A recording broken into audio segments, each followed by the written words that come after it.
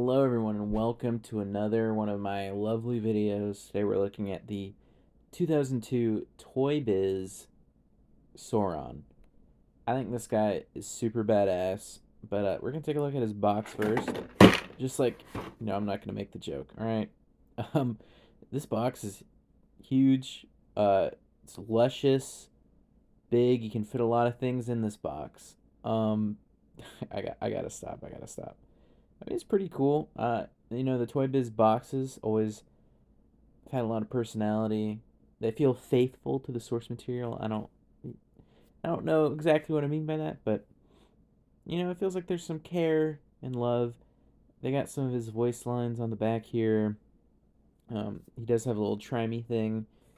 This figure has some really cool lights and sounds, which we're going to take a look at a little bit later. And they also have a little portrait of him on the left there, and then more cutouts of the characters. I mean, all in all, a really cool box. It definitely stuck out to me when I saw it in a weird gas station in Virginia. Found it at kind of a weird place. But who cares about my life? Let's talk about Sauron. One of my favorite character designs in the Lord of the Rings movies. He only shows up for about 7 minutes, but the really good 7 minutes. 7 minutes is better than no minutes. You know what I'm saying? And he's huge. He's massive. He's like 11 inches tall, basically. But let's bust out Tahu. Oh, he must have had the ring. Crazy. But let's just get your boy set up here. Look how tall he is. He makes Tahu look like a little Matoran, a little Tahunga. He's pathetic. But I believe he's actually in scale with 6-inch figures, which is pretty freaking epic if you ask me. But real quick, I want to talk about accessories. So we have his mace, which, doesn't have any crazy name from my knowledge. It's just Sauron's mace. And it's honestly pretty awesome looking. And yeah, it's super droopy, but it also has a lot of these super cool letters.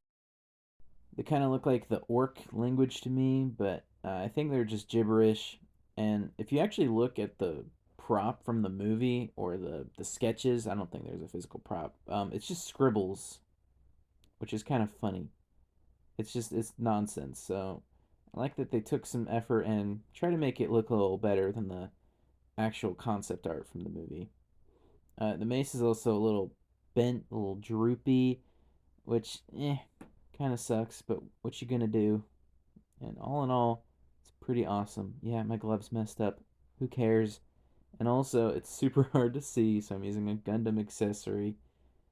He comes with his ring O power, and it actually comes with two spares in the box, just in case you lose it. Now, I don't normally do this in my other videos, but I just want to take a few minutes to appreciate this guy's detail.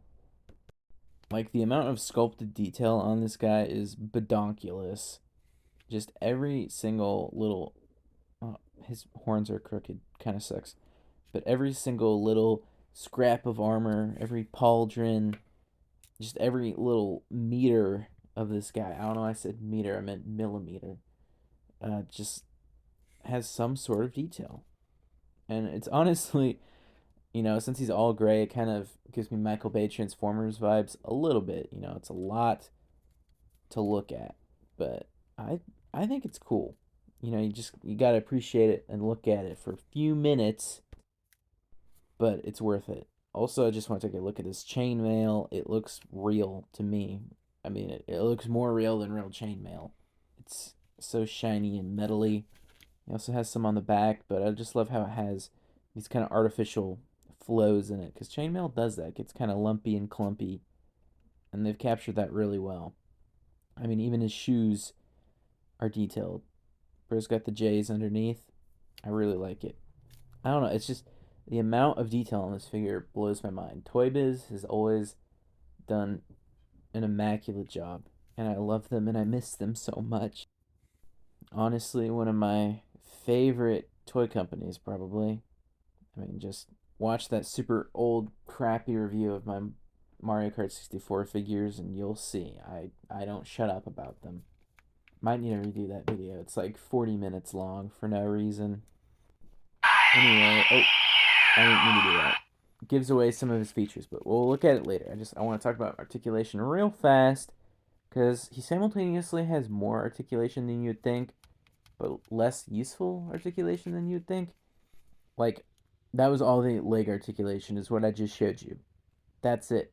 It's a lot, but doesn't do anything. Whatever. Also, real quick, a Isildur can chop his fingers off, and I absolutely love this. This is how you take the ring off. Alright, so why don't we take a look at the lights and sounds now. You can see this little button behind his cape. I forgot to mention his awesome cape, by the way. You see it, it's awesome. But take a close look, and keep an ear out. I'm just going to be quiet for a minute here.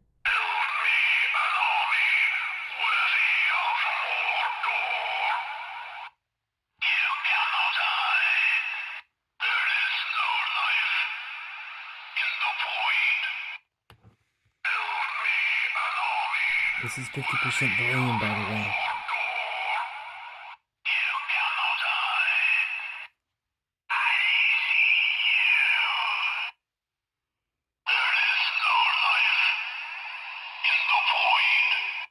That sure is relatable, pal.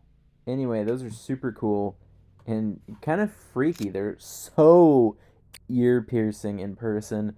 I'm just gonna leave it like how my audio picked it up because that's what it's like in person. It is ear piercing. And I think some of them are actual lines from the movie, just not as edited as they were in the movie. And there's only about 5, and they cycle semi randomly. Real quick, he's also pretty cheap and easy to find. I was a little shocked. You can pick this guy up for like $40-$50, which is honestly a pretty great price. This guy is ginormous, really great quality, feels great, and scares the crap out of me with his spooky voice. So yeah, go get him. He's epic.